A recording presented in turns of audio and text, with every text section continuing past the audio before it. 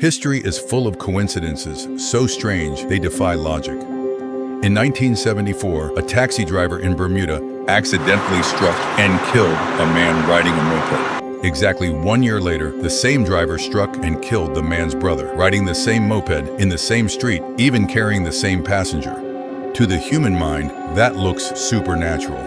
Rare events aren't impossible, they're just improbable. And given enough time, the improbable becomes inevitable. This is Do You Ever Wonder? And here's the physics behind luck. Why do some people seem to move through life as if the world is rigged in their favor, while others can't seem to catch a break? We call it luck. Is it random chance, or could it be something far more intricate, a pattern hidden in the physics of our choices? In chaos theory, there's a concept called sensitive dependence on initial conditions, better known as the butterfly effect.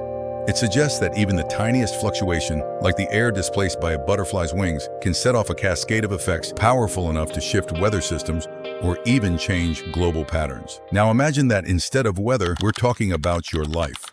Every glance you hold, every choice you delay, every word you speak, each acts like a micro-perturbation in the fabric of your personal universe.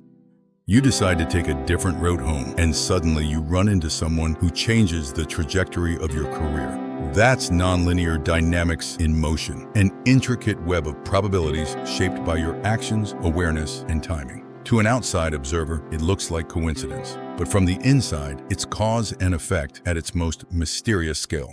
The universe doesn't run on certainty, it runs on probability. Every particle, every atom that makes you, exists not in one location, but in many possible states at once.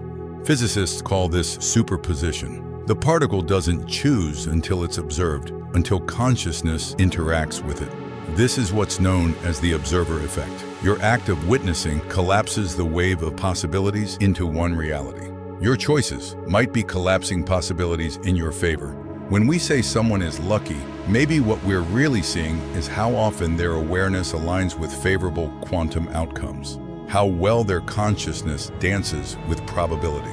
They walk into opportunity not by accident, but because they're attuned to potential, to the subtle cues that hint at what's about to emerge. So perhaps luck isn't an external blessing at all. It's an internal calibration, a resonance between your decisions and the universe's unfolding.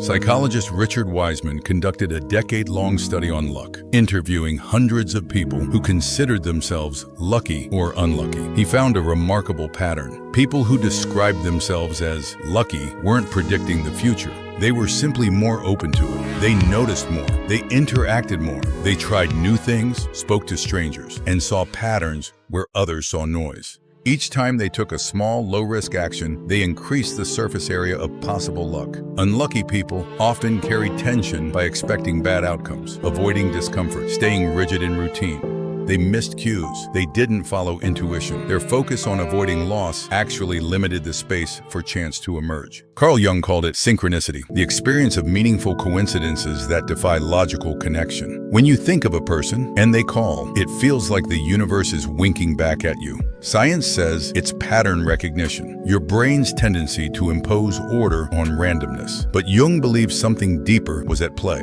A shared psychic field where meaning itself connects events across time and space. Modern physics might not agree entirely, but it does show us that observation changes reality. And maybe attention itself is what turns raw coincidence into meaningful connection. Luck, then, could be seen as synchronicity in motion, a dance between attention, intention, and the hidden mathematics of chance. So perhaps luck is simply a pattern you can learn to read.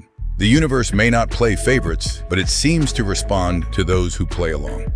Now, is there proof that we live in a simulation? That's for another episode of Do You Ever Wonder?